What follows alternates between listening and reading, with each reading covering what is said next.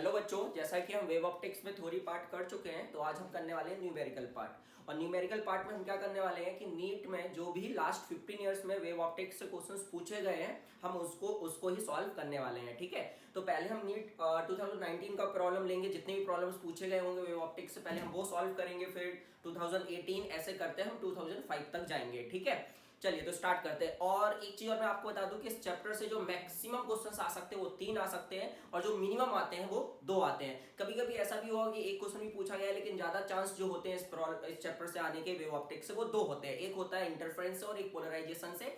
ऐसे कॉम्बिनेशन बनते हैं। यहाँ पे 3 टॉपिक है जहां से प्रॉब्लम आता है। एक होता है डिफ्रैक्शन, पोलराइजेशन और इंटरफेरेंस। इन 3 में से कोई भी 2 का कॉम्बिनेशन हमसे एग्जाम में पूछा जाता है। ठीक है, कई बार ऐसे ही कॉम्बिनेशन में पूछे गए हैं, जैसे कि इंटरफेरेंस और पोलराइजेशन का कॉम्बिनेशन ज्यादातर पूछा जाता है। कभी कभी इंटरफेरेंस और डिफ्रैक्शन पे भी ले लेता है, और डिफ्लेक्शन या पोलराइजेशन पे भी पूछ लेता है। ठीक है, तो मिनिमम हमारे यहाँ से 2 प्रॉब्लम पूछे जा सकते हैं, और मैक्सिमम कितने पूछे जाएंगे? 3। मतलब वेव ऑप्टिक्स से 2 क्वेश्चंस आने ही हैं। 8 नंबर की बात है हमें, अगर वेव ऑप्टिक्स हम करेंगे तो। ठीक है, चलिए तो पहला क्वेश्चन लेते हैं हम, जो कि हमारा नीट 2019 में पूछा गया था। तो देखते हैं क्या पूछा गया था। इसमें पूछा गया था, in a double slit experiment when light of wavelength 400 nanometre was used, the angular width of first minima formed on the screen placed 1 meter away was found to be 0.2 degree. What will be the angular width of the first minima if the entire apparatus is immersed in water? बेटा बहुत ही आसान problem है, ये देखते ही problem solve हो जाना चाहिए exam में। कैसे? चलिए सॉल्यूशन देखते हैं। तो सॉल्यूशन हमें क्या दिया गया है, जब हम 400 नैनोमीटर का लाइट यूज करते हैं तो जो हमारी एंगुलर विड्थ होती है फर्स्ट मिनिमा की, वो क्या होती है? 0.2 डिग्री होती है। तो सबसे पहले हमें फॉर्मूला पता होना चाहिए। किसका पता होना चाहिए formula? Angular width of first minima in YDSE। तो क्या होती है angular width? Angular width of first minima जो होती है वो होती है lambda upon small D. Small D क्या है? स्मॉल डी होता है हमारा सेपरेशन बिटवीन द स्लिट्स। ठीक है, अपन जानते हैं YDSE का। थोड़ा सा मैं अपरेटस बना के आपको समझाने की कोशिश करता हूं। ये अपनी स्क्रीन होती है, ये वाली दूरी जो होती है वो कैपिटल डी होती है, स्लिट्स के बीच की दूरी जो होती है वो स्मॉल डी होती है। ठीक है, ये अपना सेंटर मैक्सिमा होता है, और फर्स्ट मिनिमा यहाँ कहीं पे बनेगा, है ना। ये फर्स्ट मिनिमा की लीनियर विड्थ है, और ये कहलाती है फर्स्ट मिनिमा की एंगुलर विड्थ। ठीक है, ये अपना सेंटर मैक्सिमा हो जाएगा नीचे। तो हमें जो थीटा दिया गया है वो लैम्डा बाय टी। अच्छा, इसमें याद रखिए, अगर आप कैपिटल टी का मल्टीप्लाई कर दोगे तो आपको एंगुलर विड्थ पता चल जाएगी। तो angular width of first minima क्या होगी? Angular width of first minima होगी lambda into capital T by small D. ठीक है, तो अपन को लीनियर विड्थ से मतलब नहीं है, अभी एंगुलर विड्थ से मतलब है। तो लीनियर विड्थ में अगर आप कैपिटल टी से डिवाइड कर देते हो तो एंगुलर विड्थ पता चल जाती है, और एंगुलर विड्थ में अगर आप कैपिटल टी का मल्टीप्लाई कर देते हो तो आपको एंगुलर विड्थ पता चल जाती है। आपको काम आएगा आगे चल, इसलिए मैंने आपको अभी बता दिया। अब हमसे पूछा जा रहा है, what will be the angular width of the first minima if the entire apparatus is emerged in water. मतलब हमें फिर से एंगुलर विड्थ ही निकालनी है फर्स्ट मिनिमा की, लेकिन कब निकालनी है? जब हमने पूरे अपरेटस को कहां पे इमर्ज कर दिया है? एक मीडियम में इमर्ज कर दिया है जिसका रिफ्लेक्टिव इंडेक्स 4/3 है। मतलब वाटर में इमर्ज कर दिया जिसका रिफ्लेक्टिव इंडेक्स 4/3 है। तो एंगुलर विड्थ हमने माना वो है हमारी थीटा डैश, जो कि हमें फाइंड आउट करना है। अब आप खुद सोचो, अगर आप ये अपरेटस को उठा के पानी में रख दोगे तो क्या चेंज होगा? क्या ये स्मॉल डी चेंज होगा? नहीं बेटा, स्मॉल डी चेंज नहीं होगा, क्योंकि अपन ये चीज थोड़ी ना चेंज कर रहे हैं ना, ज्योमेट्रिकल पैरामीटर ये चेंज नहीं होगा। तो क्या चेंज होगा? चेंज होगी वेवलेंथ। और हम जानते हैं जो वेवलेंथ होती है, अब मैं इस पे अब ज्यादा नहीं जा रहा हूं, आप इतना जानते हैं कि wavelength of light in any medium क्या होगी? Wavelength of light in air upon reflective index of the medium, यही होगी। ठीक है, तो हमारी जो वेवलेंथ है वो म्यू टाइम्स डिक्रीज हो जाएगी, और वेवलेंथ अगर म्यू टाइम्स डिक्रीज हो जाएगी तो एंगुलर विड्थ भी म्यू टाइम्स डिक्रीज हो जाएगी। तो विथआउट सॉल्व किए, मतलब विथआउट पेन चलाए भी हम इस प्रॉब्लम को सॉल्व कर सकते थे। कैसे? ये 0.2 है, 0.2 से कितनी टाइम्स डिक्रीज हो जाएगी एंगुलर विड्थ या लीनियर विड्थ, कुछ भी बोलो आप, है ना। एंगुलर विड्थ बोलो या लीनियर विड्थ बोलो, बात एक ही है, क्योंकि कैपिटल डी आ जाएगा। अगर हम लीनियर विड्थ की बात कर रहे होंगे तो कितनी हो जाएगी? 0.2 बाय म्यू। क्यों? क्योंकि वेवलेंथ हमारी म्यू टाइम्स डिक्रीज हो जाएगी। तो आंसर क्या आएगा? 0.2 अपॉन म्यू। और म्यू कितना है बेटा? आप देख सकते हो 4/3। तो आंसर क्या आ गया बेटा? 0.15 डिग्री। देखिए कितना आसान प्रॉब्लम था। चलिए अब देखते हैं, नीट 2019 में एक ही प्रॉब्लम पूछा गया था। अब हम देखते हैं नीट 2018 में कौन कौन से प्रॉब्लम्स पूछे गए थे। ठीक है, चलिए देखते हैं आगे। देखिए नीट 2018 में क्या पूछा गया, आप अगर ध्यान देंगे तो नीट 2018 और 2019 सेम टू सेम प्रॉब्लम पूछे गए। इसलिए किसी भी आप एग्जाम की तैयारी करते हैं तो उसमें आए प्रीवियस ईयर क्वेश्चंस हमें जरूर करने चाहिए, क्योंकि बहुत ज्यादा चांस होते हैं कि या तो प्रॉब्लम उसी टाइप का आएगा या तो कभी कभी तो ऐसा भी होता है कि सेम प्रॉब्लम आ जाता है ना। तो देखिए 2018 में अगर आपने क्वेश्चन किया था तो 2019 में जो हमसे पूछा जाता वो आराम से बन जाता। चलिए तो 2019 वाला आसान था, 2018 वाला थोड़ा सा टफ है, लेकिन कॉन्सेप्ट वही है, वही फॉर्मूला, सब कुछ वही है। क्या है अभी हमने देखा था वहां पे जो फर्स्ट मिनिमा की एंगुलर विड्थ थी, वहां पे जितने भी मिनिमा या मैक्सिमम थे सबकी एंगुलर विड्थ सेम होती है और लैम्डा बाय डी होती है, स्मॉल डी। ठीक है, उसी पर बेस्ड ए भी प्रॉब्लम है। क्या है देखते हैं। In YDSE the separation d small d between the slits is 2 mm, the wavelength of the light used is 5896 angstrom and the distance capital D between the screen and the slit is 100 cm। ठीक है, ये हमारा capital D हो गया, ये हो गया capital D, ये हो गई हमारी वेवलेंथ और ये हो गया हमारा स्मॉल d। ठीक है, अब क्या बोला जाता है, it is found that the angular width, फिर से वही angular width of the fringe, fringe बोलो या मिनिमा बोलो या मैक्सिमा बोलो या पांचवा मिनिमा बोलो छठवां मैक्सिमा बोलो, सब बात एक ही है ना। इस 0.2 डिग्री, वही अभी 0.2 डिग्री, उसमें भी 0.2 डिग्री दिया गया था। अब इसमें क्या बोला जा रहा है, to increase the fringe width to be 0.21 degree, हमें इसको बढ़ाना है। पहले 0.20 है, अब हमें इसको कितना करना है, 0.21 डिग्री करना है with same lambda and D, मतलब हमें लैम्डा को चेंज नहीं करना है, कैपिटल डी को चेंज नहीं करना है, हमें किसको चेंज करना है, स्मॉल डी को। तो बोलता है स्मॉल डी क्या होना चाहिए, देखिए कितना ही आसान प्रॉब्लम है हमारा, है ना। 4 नंबर फ्री के हैं, तो हम क्या करेंगे, हम जानते हैं फ्रिंज विड्थ कितनी होती है हमारी, अभी अभी हमने देखा लैम्डा बाय स्मॉल ए होती है, लैम्डा बाय स्मॉल डी लिखना चाहिए। ठीक है, अब हमें पहले कितनी है, 0.20 है, तो 0.20 इक्वल टू लैम्डा कितना यूज कर रहे हैं, 58। अच्छा लैम्डा तो चेंज नहीं कर रहे हैं तो उसको रहने दो, है ना। स्मॉल डी कितना है, स्मॉल डी है 2 mm, तो 2, दिस इज इक्वेशन नंबर 1। यहाँ मैंने इसको mm में लिया, इस चीज का ध्यान देंगे, है ना। और वेवलेंथ तो चेंज होनी नहीं है। अब हमें कितना करना है, इसको 0.21 करना है, तो हम क्या लिखेंगे, लैम्डा वही है, लैम्डा को चेंज होना नहीं है, स्मॉल डी को अपन ने डी डैश कर दिया, तो आप यहाँ से डी डैश निकाल सकते हैं, बहुत ही आसान प्रॉब्लम। तो डी डैश कितना आ जाएगा बेटा, अगर आप डी डैश की बात करें तो डी डैश आ जाएगा हमारा 0.20 इंटू 2 अपॉन 0.21। ठीक है, डी डैश इतना ही आ जाएगा, लैम्डा अपॉन इतना आ जाएगा। ठीक है, अब इसको अगर आप सॉल्व करें तो आपको कितना आ जाएगा, 1.8 mm। ठीक है, तो हम जब डी को कम, डी डैश, तो हमें अगर इसको बढ़ाना है तो ऑब्वियस बात है डी को कम करना होगा, डी को हम कम करेंगे तो पहले 2 mm था, अब डी कितना हो जाएगा, स्मॉल डी 1.8 mm, मतलब हमें सेपरेशन कितना कर देना है स्लिट्स के बीच का, 1.8 mm।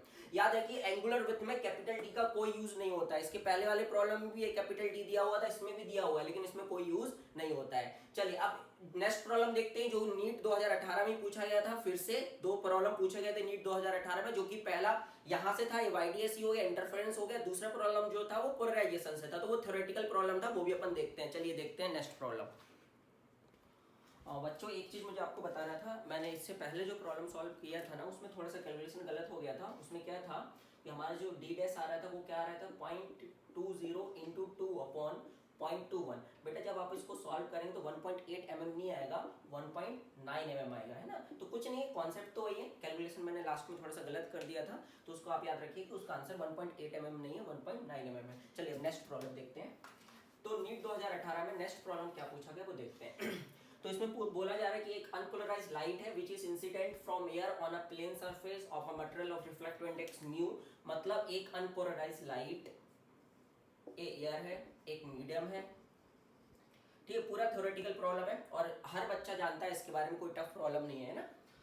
तो देख लेते हैं, from air on a plane surface of material of reflective index mu, इसका म्यू है, एक मटेरियल है जिसका रिफ्लेक्टिव इंडेक्स म्यू है, at a particular angle of incidence, एक ऐसा एंगल होता है इंसिडेंस का, आप जानते हैं कि जब हमारी लाइट इस पे गिरेगी तो उसका रिफ्लेक्शन भी होगा और रिफ्रैक्शन भी होगा, है ना। तो हमें पता है कि अगर अनपोलराइज्ड लाइट है तो अनपोलराइज्ड लाइट को हम ऐसे रिप्रेजेंट करते हैं, जानते हैं अनपोलराइज्ड लाइट वो होती है जिसमें वाइब्रेशन सेलेक्टिव फील्ड का हर एक डायरेक्शन में होते हैं, हर एक प्लेन में होते हैं, उसके प्लेन में भी होते हैं और उसके प्लेन एक ऐसे प्लेन में भी होते हैं जो उस प्लेन के परपेंडिकुलर होता है, हर एक डायरेक्शन में होता है ना। तो इलेक्ट्रिक फील्ड हमारे देखो यहाँ पे ऐसे भी ऑक्सीलेट कर रही है और ऐसे भी ऑक्सीलेट कर रही है अंदर बाहर। तो डॉट जो मैंने बनाया वो अंदर बाहर ऑक्सीलेशन से इलेक्ट्रिक फील्ड के, और जो मैंने ऐसे बनाया हुआ है वो इस डायरेक्शन में ऑक्सीलेशन से इलेक्ट्रिक फील्ड के। तो ये हमारी अनपोलराइज्ड लाइट होगी।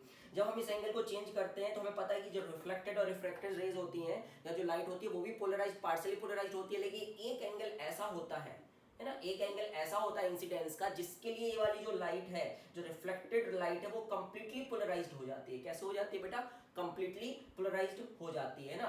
तो ऐसे, तो इसके जो इलेक्ट्रिक फील्ड के ऑक्सीलेशंस होते हैं वो उस प्लेन में होते हैं which is perpendicular to the plane of incidence. क्योंकि देखो यहाँ पे प्लेन ऑफ इंसिडेंस ए है और इसके जो डायरेक्शन है वो अंदर बाहर है, तो इस डायरेक्शन में होते हैं which is perpendicular to the plane of incidence. ठीक है, और इस समय हमें पता है कि इन दोनों के बीच में जो एंगल होता है वो 90 होता है ना, और ये अपना r होता है। यहाँ पे हम स्नेल्स लॉ लगाते हैं और हम एक डेरिवेशन करते हैं। अगर एयर होता है और ये मीडियम होता है तो यहाँ पे हमने एक डेरिवेशन करके हम निकालते हैं जिसको हम ब्रूस्टर लॉ भी कहते हैं। हम क्या निकालते हैं कि tangent of the angle, polarising angle, इसको पोलराइजिंग एंगल बोलते हैं, उस एंगल ऑफ इंसिडेंस को पोलराइजिंग एंगल बोलते हैं जिसके लिए हमारी रिफ्लेक्टेड रे कंप्लीटली पोलराइज्ड हो जाती है। हम ये जानते हैं ना, थ्योरेटिकल प्रॉब्लम है। तो अपन क्या बोलते हैं कि tangent of the polarising angle is equal to the reflective index of the medium. Reflective index of the medium के बराबर कब होता है? जब बाहर एयर हो। अगर बाहर का μ1 है, इसका μ2 है, तो फिर हम क्या लिखते हैं? μ2 अपॉन μ1 लिखते हैं। यहाँ पे μ1 हमारा 1 है, तो ये होता है। यानी ये वाला तो गलत हो गया,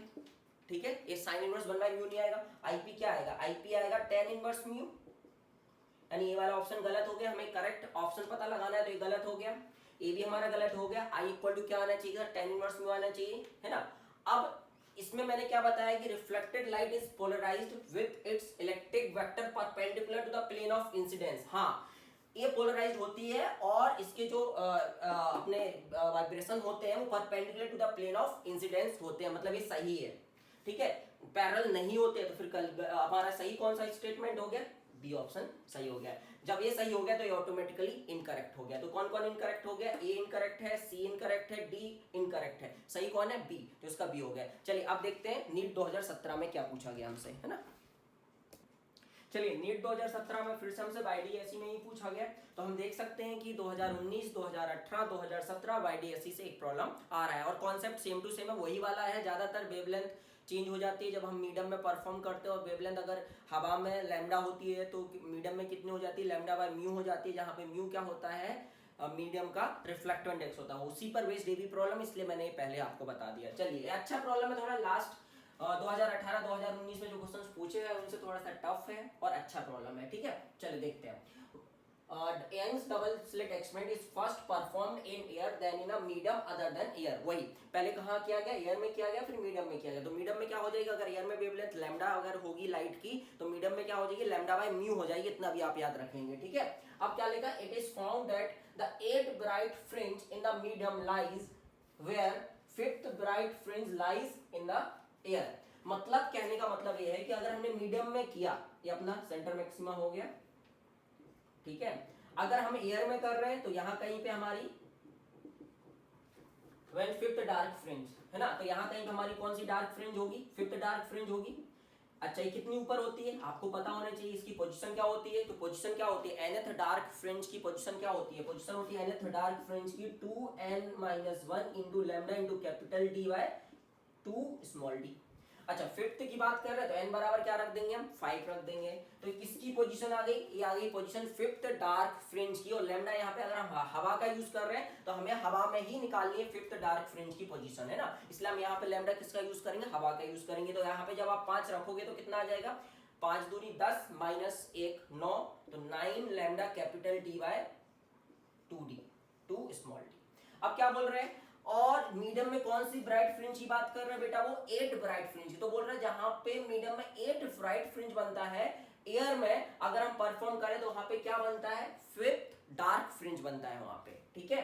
तो देखते हैं, तो ये अपना मीडियम हो गया। तो मीडियम में हमारा 8 ब्राइट फ्रिंज हमने माना y2 दूरी पर बनता है, और ये हमने माना y1 दूरी पे बनता था। ये मीडियम में बन रहा है, तो मीडियम में वेवलेंथ अब हम लैम्डा यूज नहीं करेंगे। अगर हमने यहाँ पे लैम्डा लिखा है एयर में, तो हम मीडियम में क्या यूज करेंगे? लैम्डा बाय म्यू यूज करेंगे। तो हम यहाँ पे पोजीशन क्या लिखेंगे? 8 ब्राइट फ्रिंज। तो nth ब्राइट फ्रिंज कहाँ होता है? nth ब्राइट फ्रिंज की जो पोजीशन होती है वो होती है n lambda capital T by small T. लेकिन यहाँ पे लैम्डा कौन सा? मीडियम का, तो हमने मान लिया मीडियम का लैम्डा डैश। और लैम्डा डैश कितना होगा? हम यहाँ पे लिख लेते हैं, लैम्डा डैश होगा लैम्डा बाय म्यू। समझ रहे बात को?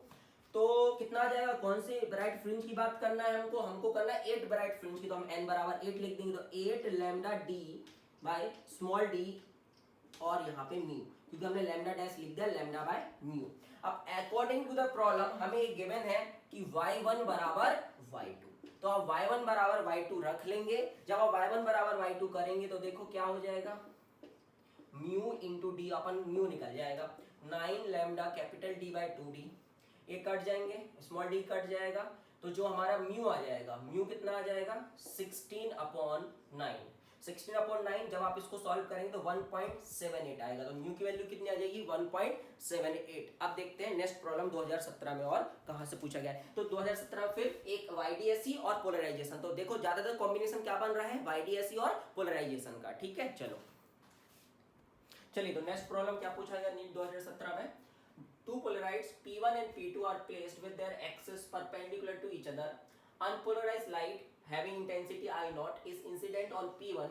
A third polarized P3 is kept in between P1 and P2 such that its axis makes an angle 45 with that of P1. The intensity of the transmit light. तो आप जानते हैं law of Malus से पूछा गया, तो polarisation में दो ही प्रॉब्लम बनते हैं, तो ब्रूस्टर लॉ से पूछा जाता है। इससे पहले ब्रूस्टर लॉ से हमने देख लिया है कि क्या होता है वहां पे, और अभी पूछा गया लॉ ऑफ मेलस से।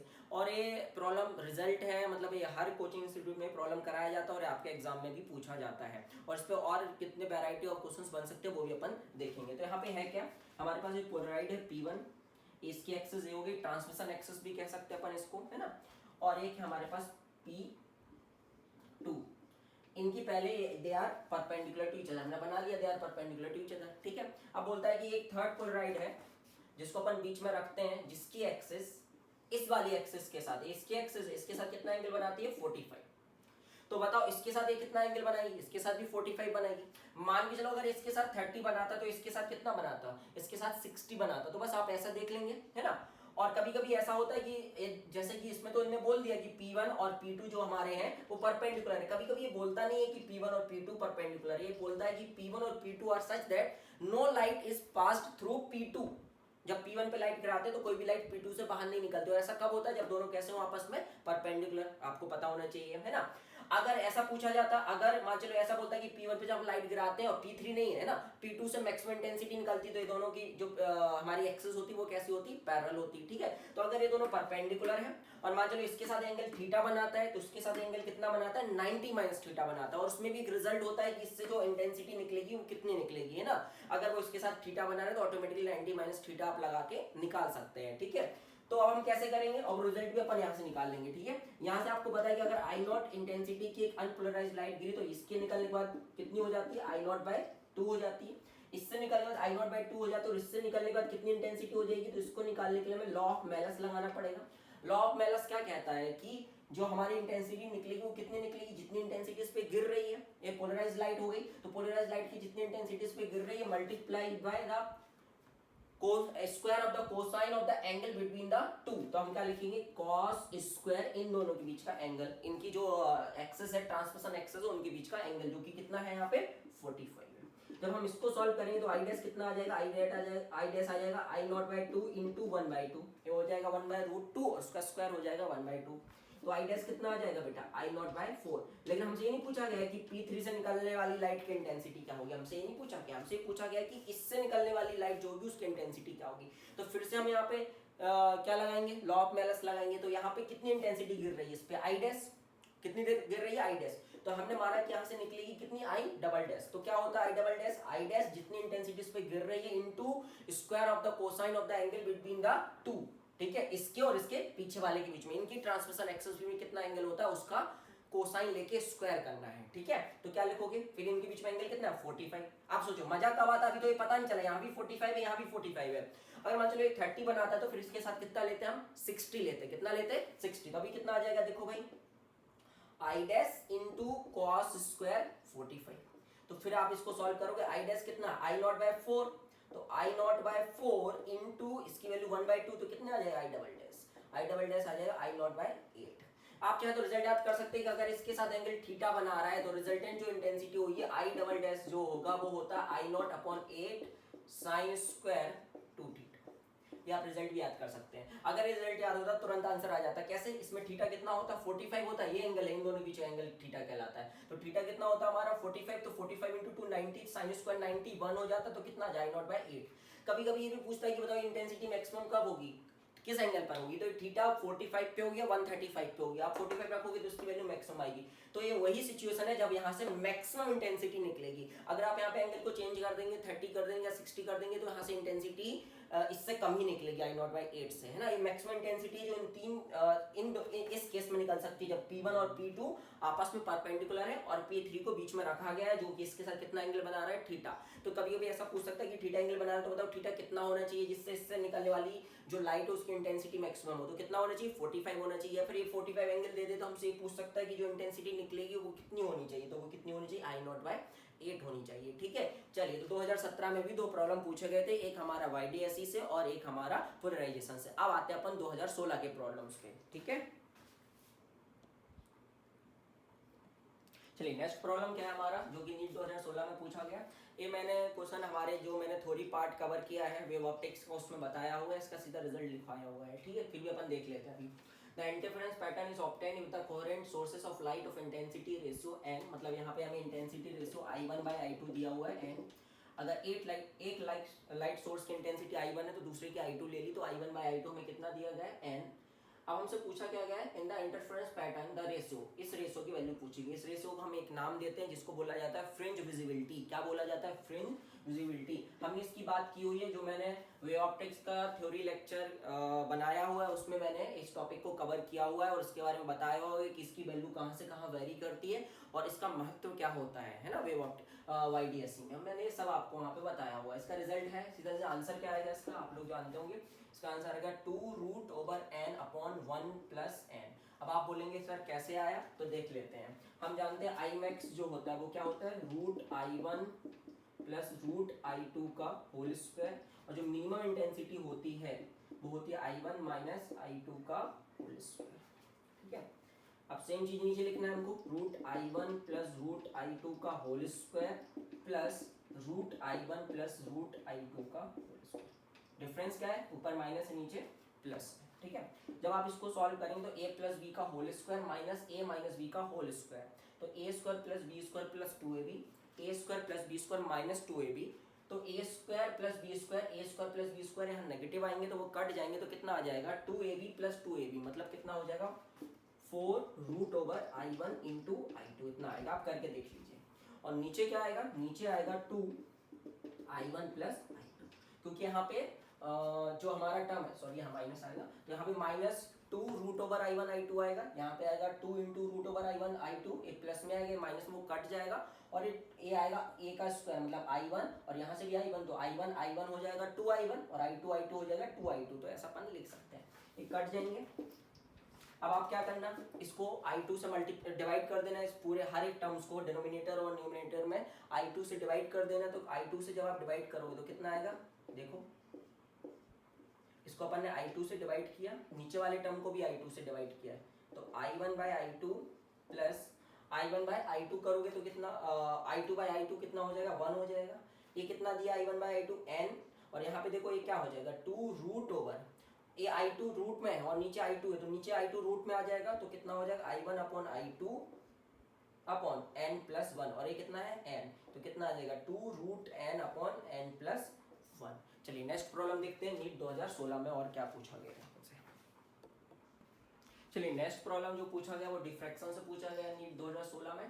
क्या पूछा गया है पढ़ते हैं। Linear aperture whose width is 0.02 centimetre, मतलब हमको ये क्या दिया हुआ है स्मॉल a दिया गया है, इस place in front of a lens of focal length 60 centimetre. Focal length अपना कैपिटल टी होता है लेंस के कंपेयर, ये डिस्टेंस होता है from the slit to the screen, और जब ये नहीं दिया होता है हमें लेंस दिया होता है तो उसकी फोकल लेंथ के बराबर होता है। ठीक है, the aperture is illuminated normally by parallel beam of wavelength, हमें लैम्डा दिया गया है 5 × 10⁻⁵ सेंटीमीटर।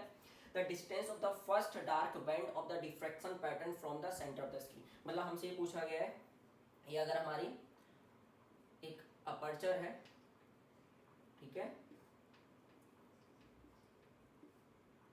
यहाँ लेंस है, ये अपना कैपिटल डी है और ये फोकस इसके फोकल लेंथ के बराबर होगा। तो हमसे पूछा गया है कि ये सेंटर ऑफ द स्क्रीन है, हमसे पूछा गया है कि यहाँ से कितना ऊपर क्या बनेगा, फर्स्ट मिनिमा बनेगा। तो याद रखिए फर्स्ट मिनिमा या डार्क बैंड या डार्क फ्रिंज बात एक ही है। तो याद रखिए इसमें YDSE का उल्टा होता है। जैसे YDSE में अपन जो पोजीशन निकालते हैं वो n lambda into capital T by small T होती है, किसकी होती है, ब्राइट फ्रिंज की, लेकिन यहाँ पे वो किसके लिए होती है, डार्क के लिए होती है। तो dark position of nth dark from the centre maxima जो होती है यहाँ पे डिफ्रैक्शन पैटर्न में वो होती है, उसका जो फॉर्मूला होता है वो होता है n lambda into capital D upon small D यहाँ ए कहलाता है ना, विड्थ ऑफ द पर्सन कहलाती है। ठीक है, अब हमसे फर्स्ट पूछा गया तो हम n बराबर क्या रख देंगे, 1 रख देंगे। तो जब हम n बराबर 1 रखेंगे, बाकी हमें लैम्डा कितना दिया गया है, लैम्डा दिया है 5 इंटू 10 की पावर -5 सेंटीमीटर में ही रखते हैं। कैपिटल D किस में दिया गया है, कैपिटल D सेंटीमीटर में दिया गया है 60, तो centimetre into centimetre, centimetre square हो गया ऊपर, नीचे कितना स्मॉल है 0.02, ये सेंटीमीटर हो गया। तो सेंटीमीटर स्क्वायर और सेंटीमीटर कट जाएगा तो ये आंसर किस में आएगा, हमारा आंसर आएगा सेंटीमीटर में। तो हमारा ये जितना आएगा जो भी आएगा आप सॉल्व कर सकते हैं। कितना आने वाला है देखो, 5 इंटू 60 मतलब 300 अपॉन 2 कर लेते हैं यहाँ पे, तो ये कितना हो जाएगा 2 -2 हो जाएगा, -2 पर जाएगा तो कितना हो जाएगा 10 की पावर 300 हो गया। आप इसको सॉल्व कर लीजिए, जो भी आपका आएगा है ना वो आंसर हो जाएगा। कितना आएगा अपन कर ही लेते हैं 300 और यहाँ पे हो जाएगा 2 इंटू 10 की पावर -2, ये -2 पर जाएगा तो प्लस, तो ये 10 की पावर -3 हो जाएगा। ठीक है, तो कितना आ जाएगा 150 इंटू 10 की पावर -3 सेंटीमीटर। कितना आ जाएगा 150 इंटू 10 की पावर -3 सेंटीमीटर, ये अपना आंसर हो जाएगा। अब जिस भी यूनिट में दिया होगा हम उसमें इसको कन्वर्ट कर लेंगे। चलो नेक्स्ट प्रॉब्लम देखते हैं। चलिए 2016 में नेक्स्ट प्रॉब्लम देखते हैं क्या पूछा गया था, और ये बहुत ही अच्छा प्रॉब्लम है ना। चलिए, तो आपको पता होगा 2016 में 2 बार पेपर हुआ था। तो इसके पहले जो हमने 2 प्रॉब्लम किए जो कि 2016 के थे वो फेज 1 में पूछे गए थे और ये फेज 2 में पूछे गए थे, है ना। तो फेज 2 में भी 2 प्रॉब्लम आए थे और फेज 1 में भी 2 प्रॉब्लम आए, ऐसे करके 2016 में टोटल 4 प्रॉब्लम आए थे, है ना। चलिए, तो ये बहुत ही अच्छा प्रॉब्लम है, देखते हैं इसमें क्या बोला जा रहा है हमसे पूछा जा रहा है intensity at the maximum in Young's double slit experiment is I0, मतलब दिस इज Imax हमें दिया गया है I0। Distance between the two slits is 5 lambda, where lambda is the wavelength of the light used. What will be the intensity in front of one of the slit on the screen placed at a distance capital D equal to tan into small d, और small d कितना है 5 lambda है। बहुत ही अच्छा problem है, लेकिन इसमें एक प्रॉब्लम ये भी है कि हम इसको सॉल्व तो कर लेंगे, आंसर भी हमारा आ जाएगा, ऐसा कोई बड़ी बात नहीं है। लेकिन इसमें एक दिक्कत है कि इसमें अपन जो एजम्पशंस यूज करेंगे वो सही नहीं है, मतलब ये प्रॉब्लम उतने अच्छे से, मतलब ये इस प्रॉब्लम की अच्छे से फ्रेमिंग नहीं की गई है, फिर भी हम सॉल्यूशन निकालते हैं इसका। ठीक है, चलो तो ये अपना अपरेटस हो गया YDSE का, ये अरेंजमेंट हो गया। ठीक है, हमसे पूछा जा रहा है इसके फ्रंट में, एक स्लिट के फ्रंट में एक पॉइंट है, इस पॉइंट पर इंटेंसिटी हमारी क्या होगी। तो पहले ये बताइए यहाँ से वाला डिस्टेंस कितना है, स्मॉल d/2, क्योंकि ये होता है हमारा स्मॉल d और ये होता है कैपिटल D।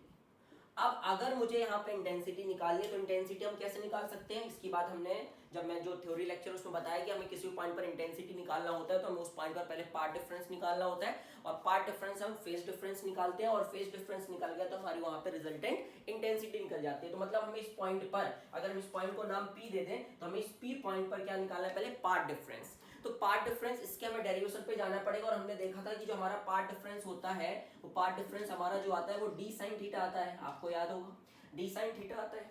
ठीक है, d sin थीटा कब आता है, जब हम एक कंडीशन लेते थे, क्या कंडीशन लेते थे कि कैपिटल D जो है वो बहुत बड़ा होता था स्मॉल d से, हम इसी कंडीशन की बात कर रहे थे। कंडीशन यहाँ पे सेटिस्फाई नहीं हो रही, फिर भी हम इन चीजों का यूज करेंगे। ठीक है, फिर हमने क्या देखा था कि अगर थीटा बहुत छोटा हो, if theta is very small, और थीटा स्मॉल कब होता था, जब हमारा कैपिटल D स्मॉल d बहुत बड़ा होता था लैम्डा से। देखो ये कंडीशन यहाँ पे सेटिस्फाई नहीं हो रही है, लेकिन अब क्या करें, प्रॉब्लम की फ्रेमिंग ही उस हिसाब से की गई है। ठीक है, तो पार्ट डिफरेंस कितना आता था, d tan थीटा आता था, और tan थीटा कितना हो जाएगा, ये हो जाएगा tan थीटा, यहाँ से अपन को याद करो, मैंने आपको ये बताया था, एक रे ऐसे जाएगी, एक रे ऐसे जाएगी, और अगर ये बहुत छोटा हुआ तो दोनों पैरेलल हो जाएंगी, और ये हमारा पार्ट डिफरेंस हो जाएगा, और ये एंगल हमारा यहाँ से यहाँ तक थीटा कहलाता था, है ना।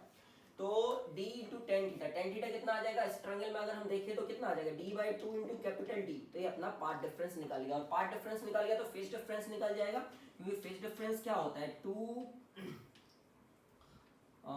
2 pi by lambda into path difference, और पार्ट फेज डिफरेंस निकल गया तो रिजल्टेंट इंटेंसिटी क्या होती है, रिजल्टेंट इंटेंसिटी होती है मैक्सिमम इंटेंसिटी, जो कि इस केस में आई नॉट है, I not into cos square delta phi by 2। यहाँ पे डेल्टा फाई क्या है, हमारा फेज डिफरेंस है। तो पार्ट डिफरेंस से फेज डिफरेंस से रिजल्टेंट इंटेंसिटी। बहुत ही अच्छा प्रॉब्लम है। अब यहाँ पे वैल्यू पुट करते हैं तो देखो स्मॉल डी कितना दिया गया है, स्मॉल डी हमको दिया गया है 5 लैम्डा, तो हम 5 लैम्डा लिख देंगे, स्मॉल डी 5 लैम्डा, फिर से 5 lambda upon 2 into capital D कितना दिया गया है 10 इंटू स्मॉल डी, तो 10 इंटू 5 लैम्डा, तो ये कट जाएंगे, देखो तो कितना आ जाएगा, ये हो जाएगा 20, या फिर ये 2 कर लो, ये 1 हो गया, तो कितना आ जाएगा, ये लैम्डा बाय 4 आ जाएगा बेटा, कितना आ जाएगा लैम्डा बाय 4। अब हम यहाँ पे पार्ट डिफरेंस को लैम्डा बाय 4 रखेंगे तो डेल्टा फाई कितना आ जाएगा, डेल्टा फाई आ जाएगा, लैम्डा लैम्डा कट जाएगा, 2 बन जा 2, 2 2 जा 4, तो ये आ जाएगा पाई बाय 2, तो यहाँ हो जाएगा पाई बाय 4, तो cos स्क्वायर पाई बाय 4, और पाई बाय 4 कितना होता है 1/√2, 1/2 का 1/√2 का स्क्वायर करोगे तो 1/2, तो कितना आ जाएगा आई नॉट बाय 2, तो रिजल्टेंट इंटेंसिटी इतनी आ जाएगी इस पॉइंट पर, ठीक है। लेकिन ये रिजल्टेंट इंटेंसिटी इस पॉइंट पर कब आएगी, जब हमें अजम्पशंस लेंगे। एक्चुअल पार्ट डिफरेंस हमारा ये होता है, ये भी कब होता है, जब इतना, अगर ये कंडीशन भी ना दी हो, ये कंडीशन भी ना दी हो, तो हम कैसे निकालते हैं पार्ट डिफरेंस, हम पार्ट डिफरेंस निकालते with the help of Pythagoras theorem. ये सब बातें हम थ्योरी लेक्चर में कर चुके हैं। अगर आपको ये सब जानना है तो आप मेरा वेव ऑप्टिक्स का जो थ्योरी लेक्चर उसको देखेंगे, तो वहां पे मैंने ये सब आपको बताया हुआ है। चलिए नेक्स्ट प्रॉब्लम देखते हैं, 2016 में हमसे क्या पूछा गया। चलिए नेक्स्ट प्रॉब्लम हमारा डिफ्रैक्शन पैटर्न है। ये भी अच्छा प्रॉब्लम है, देखते हैं क्या है। It a diffraction pattern due to a single slit of width A, है ना। तो हमें स्लिट की जो विड्थ दी है वो कितनी दी है, A. The first minimum is observe at an angle of 30 degree, मतलब हमारी जो फर्स्ट मिनिमा की एंगुलर पोजीशन दी हुई है ना, कि 30 डिग्री है। When light of wavelength 5000 angstrom is incident on it, the first secondary maxima, और हमसे किसकी एंगुलर पोजीशन पूछी गई है, सेकेंडरी मैक्सिमा की, ठीक है। तो सिंपल सा है, अगर आपको फॉर्मूले याद होंगे कि भैया angular position of first minima कहाँ होती है, angular position of nth minima कहाँ होती है, और पोजीशन ऑफ nth मैक्सिमा कहाँ पे होती है डिफ्रैक्शन पैटर्न में, तो आपको इस प्रॉब्लम में कोई दिक्कत नहीं होगी। तो angular position of nth minima देख लेते हैं ना, सेकेंडरी मिनिमा बोलो, है ना। तो क्या होती है, ये होती है हमारी n lambda upon sine inverse, मतलब ऐसा होता है, देखो मैं आपको बताऊं, a sin theta equal to n lambda होता है। तो यहाँ से अपन थीटा निकाल लेते हैं, एंगुलर पोजीशन, एंगल बहुत छोटा होता है तो साइन थीटा को थीटा ले लेते हैं, लेकिन यहाँ पे एंगल 30 डिग्री, इसलिए अपन साइन थीटा को थीटा नहीं लिखेंगे, साइन थीटा ही रहने देंगे, इस चीज को समझेंगे, है ना। तो फर्स्ट nth मिनिमा के लिए अब ये किसकी पोजीशन दी है, फर्स्ट, तो n बराबर तो 1 हो गया, सिंपल सा। तो हम क्या लिखेंगे, हम लिखेंगे sine theta equal to 1 into lambda upon a। तो यहाँ से लैम्डा कितना आ जाए, या साइन थीटा कितना दिया हमको 30 डिग्री, तो 1/2 equal to lambda upon a। तो a बराबर कितना आ जाएगा यहाँ से 2 लैम्डा, ये हो जाएगा इक्वेशन नंबर 1। हमसे क्या पूछा गया है, हमसे पूछा गया था द फर्स्ट सेकेंडरी मैक्सिमा। अब position of nth secondary maxima निकाल लेते हैं। तो angular position of nth secondary maxima, तो इसके लिए हम क्या लिखते हैं, हम लिखते हैं a sin थीटा, यहाँ लिखते हैं 2n+1 लैम्डा बाय 2। अच्छे से याद रखेंगे फॉर्मूले को, है ना, प्लस लगाना है, 2n प्लस ध्यान रखेंगे, है ना। तो अब हमें किसकी पोजीशन चाहिए, हमको चाहिए फर्स्ट सेकेंडरी की, फर्स्ट की, मतलब n बराबर 1 लिखना पड़ेगा, तो कितना आ जाएगा, ये थीटा 1 हमको ये फाइंड आउट करना है, इसकी एंगुलर पोजीशन फाइंड आउट करनी है। तो साइन थीटा 1 कितना आ जाएगा, देखो यहाँ पे अगर हम 1 रखेंगे तो 3 लैम्डा बाय 2a, और a कितना आ गया यहाँ से 2 लैम्डा, तो कितना आ जाएगा, देखो 3 lambda upon 4 lambda, lambda lambda cut जाएगा तो 3/4 आ जाएगा। तो angular position of first secondary maxima क्या आ जाएगी, थीटा 1 साइन इनवर्स 3/4, ये आंसर हो जाएगा। अब इसकी वैल्यू तो हम जानते नहीं है, ठीक है, तो इतना हमारा आंसर आ जाएगा साइन इनवर्स 3/4। चलिए अब देखते हैं 2015 में क्या पूछा गया हमसे। चलिए 2015 में हमसे YDSE पे पूछा गया है और मैथमेटिकल प्रॉब्लम है। क्या पूछा गया, 2 slits in the YDSE have widths in the ratio, मतलब W1/W2 हमको दिया हुआ है 1:25, और हमसे पूछा क्या गया है, हमसे पूछा गया था ratio of intensity at the maxima and minimum, मतलब हमसे पूछा गया I max bye I minimum. Basic problem है, कोई बड़ी चीज नहीं है, सबसे बनना चाहिए प्रॉब्लम। तो हम कैसे करेंगे, हमको ये पता होना चाहिए कि इंटेंसिटी जो होती है वो प्रोपोर्शनल टू W होती है। पहली चीज, जितनी ज़्यादा स्लिट की विड्थ होगी उतनी ज़्यादा इंटेंसिटी एंटर करेगी उसमें से, उस होल में से, या उस स्लिट में से उतनी ज़्यादा इंटेंसिटी हमारी अंदर जाएगी लाइट की। तो ये प्रोपोर्शनल होता है, मतलब W1/W2 अगर 1:25 है तो I1/I2 भी कितना आ गया, I1/I2 भी आ गया 1/25। अब आई मैक्स क्या होता है, इसका रिजल्ट भी होता है, लेकिन मैं पूरा आपको सॉल्व करके बता दे रहा हूँ। तो आई मैक्स होता है √/I1, अभी हमने देखा था √/I2 का whole square upon I minimum क्या होगा √/I1 I2 होल स्क्वायर। अब हम क्या करेंगे, √I2 से इस पूरे को डिवाइड कर देते हैं। अगर हम √I2 से डिवाइड करेंगे तो यहाँ पे क्या आएगा, √I1/I2 प्लस 1, यहाँ क्या आएगा √I1/I2 -1 का, अच्छा इनका होल स्क्वायर हो जाएगा, ठीक है, क्योंकि दोनों पे स्क्वायर है।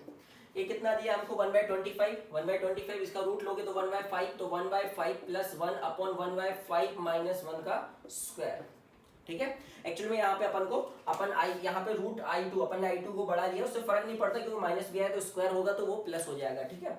तो कितना आ जाएगा, देखो यहाँ पे आ जाएगा हमारा 6/5, और यहाँ नीचे कितना आ जाएगा, नीचे आ जाएगा 4/5, -4/5 आएगा, लेकिन स्क्वायर करोगे तो पॉजिटिव हो जाएगा, कोई दिक्कत नहीं है। तो ये कट जाएंगे तो कितना आएगा 36/16, 36/16 बोले तो अपन डिवाइड कर सकते हैं 4 से, तो कितना आ जाएगा 9/4। तो इसका आंसर आ जाएगा 9/4। तो आई मैक्स बाई में कितना आ जाएगा 9/4, ठीक है। चलो नेक्स्ट देखते हैं अब।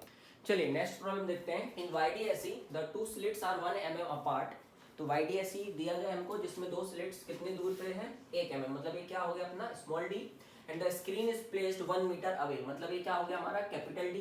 अब monochromatic light of wavelength 500 nanometre lambda हो गया is used. What will be the width of slit for obtaining 10 maximas of double slit experiment within the centre maximum of the single slit pattern. बहुत अच्छा problem है। इसमें क्या बोला जा रहा है, आप पहले प्रॉब्लम को समझिए। ये बोल रहा है कि मान लीजिए हमारे जो YDSE में 10 मैक्सिमा जो बनते हैं, वो 10 मैक्सिमा की जो भी मतलब 10 मैक्सिमा बनते हैं, तो 10 मैक्सिमा की जो थिकनेस होगी वो कितनी होगी, विड्थ होगी वो कितनी होगी 10 इंटू बीटा। यहाँ पे बीटा क्या होगी, बीटा होगी एक मैक्सिमा की फ्रिंज विड्थ, तो 10 मैक्सिमास की जो विड्थ होगी वो कितनी होगी 10 इंटू बीटा।